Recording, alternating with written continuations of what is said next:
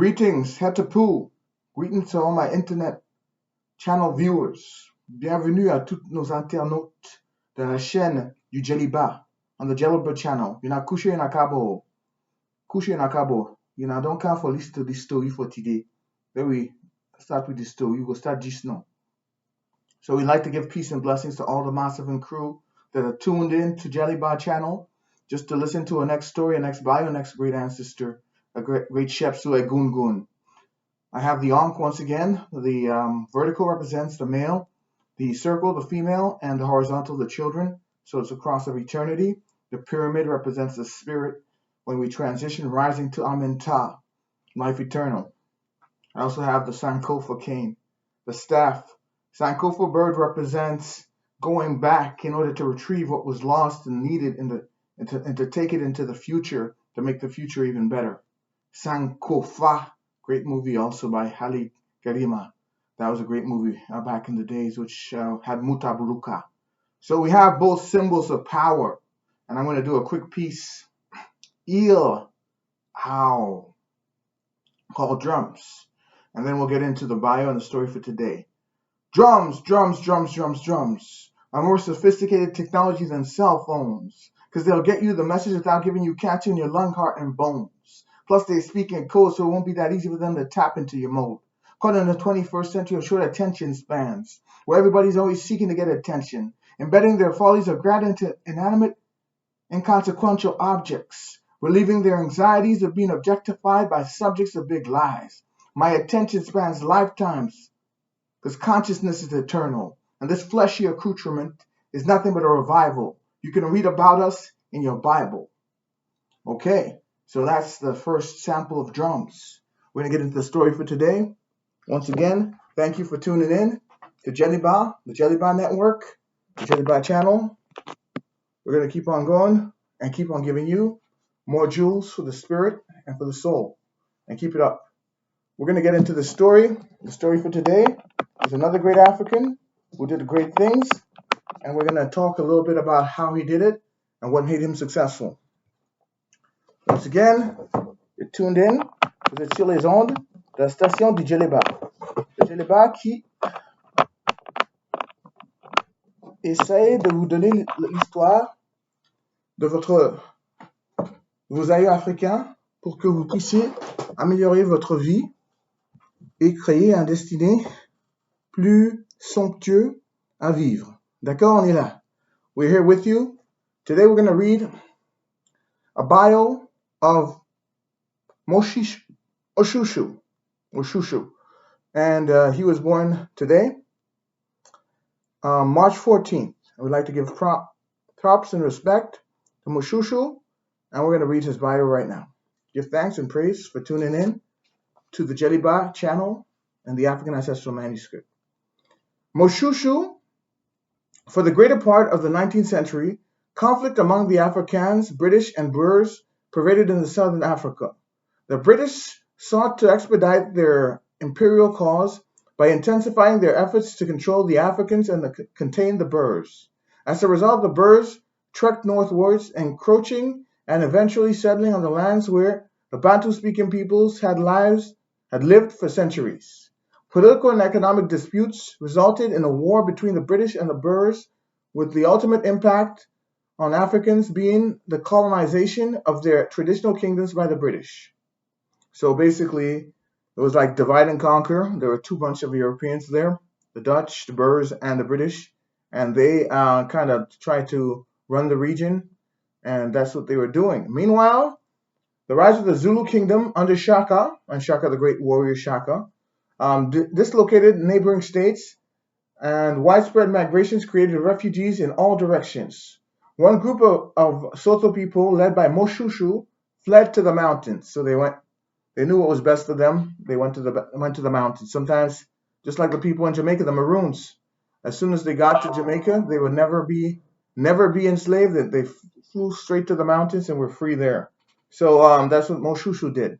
Born in 1786, Moshoeshoe emerged as a militant and diplomat. He forged a nation out of the chaos created by Shaka's military campaigns.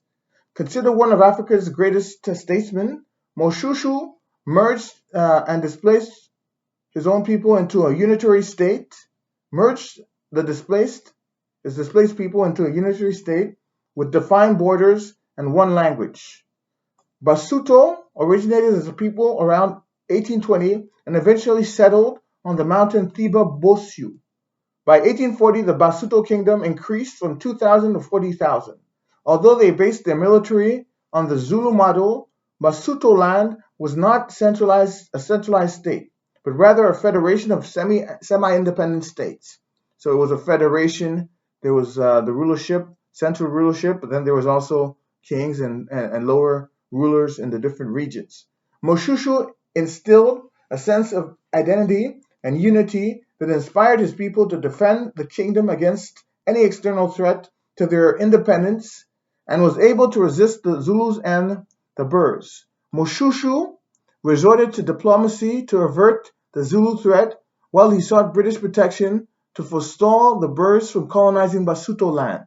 Also, Moshoeshoe invited missionaries to Basutoland to gain information about the outside world, particularly about Christianity and literacy.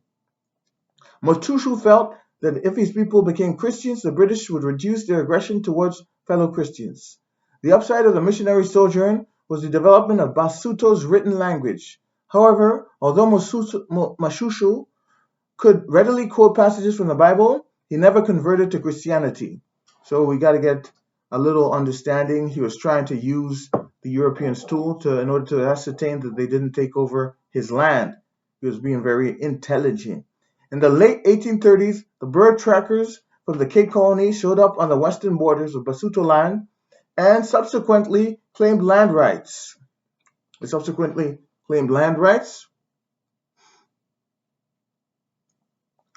And after they subsequently claimed land rights, the next 30 years were marked by conflicts highlighted by one war in 1858 where Moshoeshoe defeated the Boers. So very important. He defeated those Dutch people, those white people. So he's one of the African rulers who defeated the Europeans. And another in 1865 where Moshoeshoe lost a great portion of the western lowlands. In the interim, Moshoeshoe signed a treaty with the British.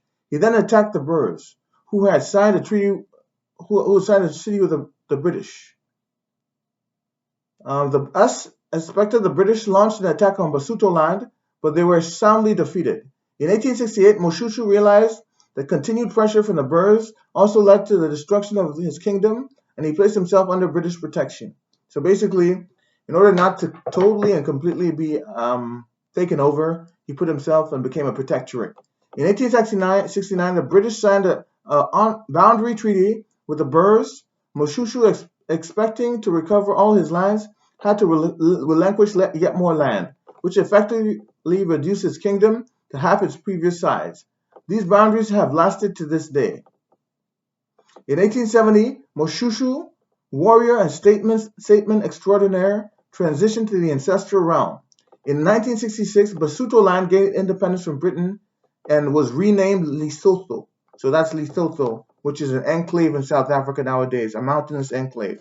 So he was one of the founding fathers that ascertained that the Lesotho people at least had a portion of land where they could have autonomy, whereas in the scramble for Africa in the 1880s, it was very vicious. European powers were organized. They had they had weapons, they had cannons, they had machine guns, and so it was very hard to resist them. So he was able at least to maintain his dignity and a piece of his land for the people of Lesotho. Big up to the Lesotho people in South Africa, the Zulus and all the people in South Africa, in Azania. So I call it the right name, Azania. Give big up to Azania. Olamo, one of the great leaders of Azania, who's pushing the Pan-Africanist ticket. Give props to him as well.